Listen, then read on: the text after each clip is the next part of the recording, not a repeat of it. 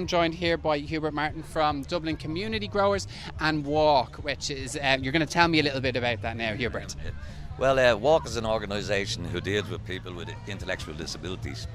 And 5 years ago, we came together with the Dublin Community Growers to broaden our outlook and so Walk developed a garden up at the back of Skull Column on Armagh Road in Crumlin, which we put a polytunnel on. We've now introduced bees into the equation, and the service users which use Walk come up and use the tunnel, and they use the service of the bees. We bring them in with their suits on into the bees, and it's educational. We also teach the school children, we teach youth children, and then we could Dublin Community Growers. We got us out there in the community. It was a great platform for us to share what we do, and and so with our contact with the Dublin Community Growers, we were able to meet different gardens, go around all the different gardens and see what they were doing, get more interest into plants, what type of plants they were growing, what was good for bees, what's not good for bees, things like that. And can I ask you, with the kids, how is it good for them?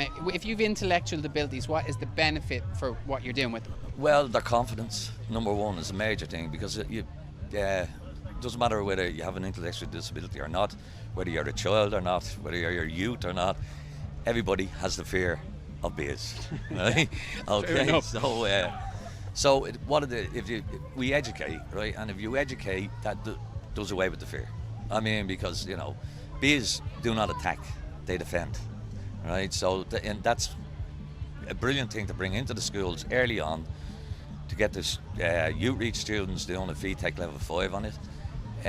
Yes, and they're aware of where our honey comes from, the crops that you need to grow for the bees, and so it helps in education, a wide range of things, Yeah, so there's a long list of benefits, really, you would say, learning about the environment as well. Exactly, learning about the environment, another thing, learning how to grow their plants, learning how to grow cucumbers, learning how to grow tomatoes, right?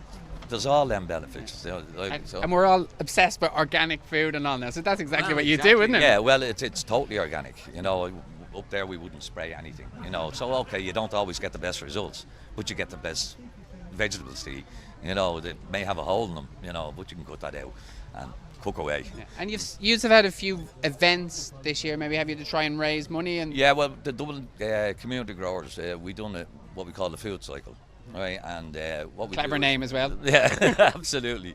So what we do is we get people together on bikes, and they cycle around all the different community gardens, and we split that into two. So we would have one north side, we would have one south side, and we, at the end of it all, this year we all came together in a garden called Muck and Magic, right? And we had a bit of a picnic and a great get together.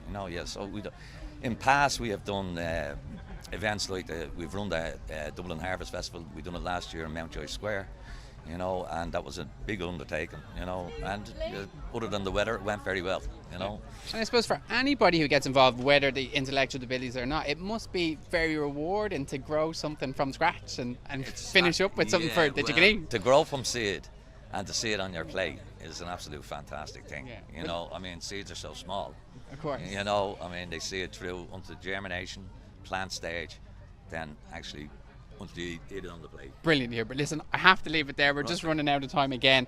But next up, we have a lovely bit of VT. We have the Teddy Bears picnic. Definitely one for the little kids there. So have a look at this.